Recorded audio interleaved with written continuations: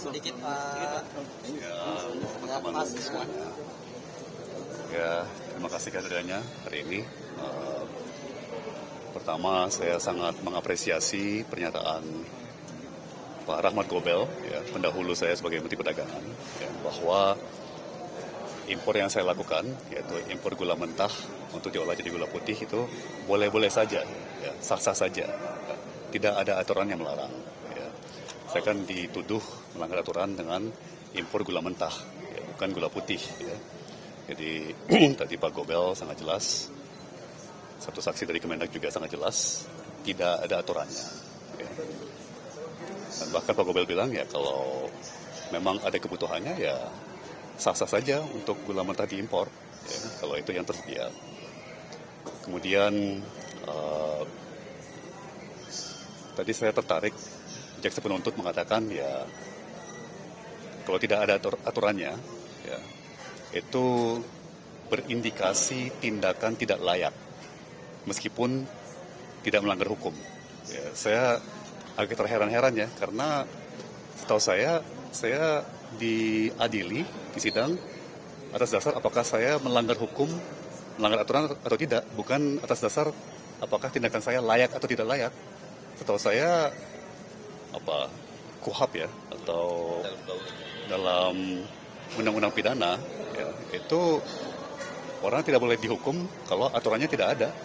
Ya, jadi tadi jelas disampaikan oleh Pak Gobel dan saksi dari Kemendak yang lain bahwa aturannya tidak ada, tidak diatur, ya, maka boleh-boleh saja. Ya. Kemudian jaksa penuntut bilang ya itu kan mungkin tindakan tidak layak, tapi yang menjadi dasar pertimbangan kita kan di sidang adalah ini melanggar aturan atau tidak melanggar aturan, bukan layak tidak layak, gitu ya.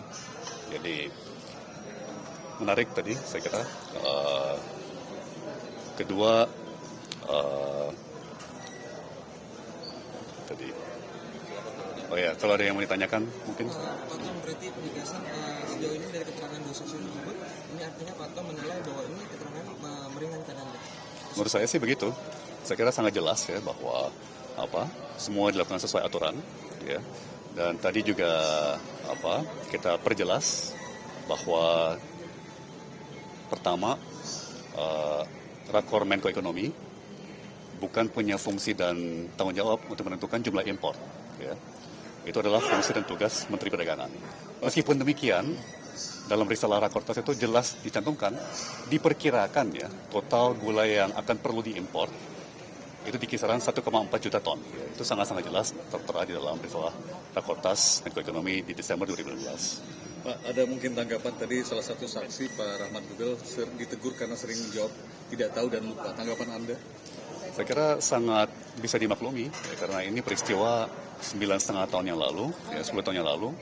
Ya, jadi terus terang aja kami semua sudah kurang ingat ya. Jadi kita menjawabnya atas dasar dokumen, fakta dan data ya. Keterangannya itu membuat Anda menjadi meringankan atau memberatkan buat kubu Anda? Saya kira setahu saya dalam prosedur persidangannya, memang kalau seorang saksi itu tidak ingat atau tidak tahu, dia sebaiknya jawab tidak ingat atau tidak tahu. Ya, jadi jangan ngarang-ngarang. Ya. Jadi saya kira itu menunjukkan integritas Pak Gobel, ya, bahwa memang kalau tidak ingat ya tidak ingat, ya, jangan ngarang-ngarang gitu ya. Ada nggak keterangan Pak Gobel tadi yang menurut Anda? Mungkin yang lainnya. Pak, terkait surat ke Inkoptak di tahun 2015, gitu. Kan di zaman Pak Gobel itu udah ada surat dilayangkan gitu. Mungkin Pak Tom bisa jelaskan. Betul sekali. Jadi penugasan Inkopkar itu sebetulnya dimulai dari zamannya Presiden SBY, ya, di mana Kasat saat itu, ya kan, Pak Muldoko dengan Menteri Perdagangan saat itu Pak Gita Wirjawan menandatangani MOU antara Angkatan Darat dengan Kementerian Perdagangan, ya, terkait stabilisasi harga dan stok pangan, ya. Nah itu ditindaklanjuti zamannya Pak Rahmat Gobel, di mana ada penugasan kepada Inkopkar, ya, Induk Koperasi Kartika, koperasinya Angkatan Darat, yang bekerja sama dengan pabrik gula rafinasi, ya, industri gula rafinasi swasta, ya, untuk operasi pasar. Ya, jadi memang penugasan Inkopkar itu sudah berjalan lama, jauh sebelum saya menjabat, ya, dan itu bukan hal baru. Ya, demikian juga dengan penugasan PPI, yaitu pertama kali ditugaskan oleh oleh Pak Gobel, sebenarnya diminta penugasannya oleh Pak Gobel kepada Menteri BUMN saat itu, Menteri BUMN yang menugaskan, ya, dan saya melanjutkan. Ya. Pak, tadi Bapak sedikit menolak beberapa pernyataan dari saksi. Gimana Pak? Kenapa sih? Beberapa hal balik lagi mungkin karena waktunya yang berjalan sudah lama ya, 10 tahun. Jadi misalnya tadi Pak Gobel sedikit keliru ya soal dicecer sama jaksa, bilang BUMN sebenarnya dalam hal ini PPI ya, PPI itu boleh impor gula.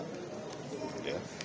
Menurut aturan yang berlaku saat itu, yaitu Kepmen Perindak 527 tahun 2004, PT PPI itu tidak memenuhi syarat-syarat untuk diberikan status sebagai importir terdaftar namanya.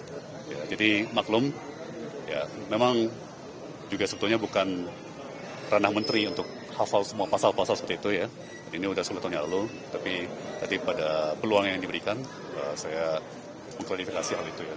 Jadi, ini kan ex-Mendak Rahmat Gobel sudah dihadirkan persidangan. Nah ini sebelum juga nama Pak Gita juga disebut. Nah ini harapannya ex-Mendak lainnya bisa dihadirkan nggak sih buat perkara ini semakin terang?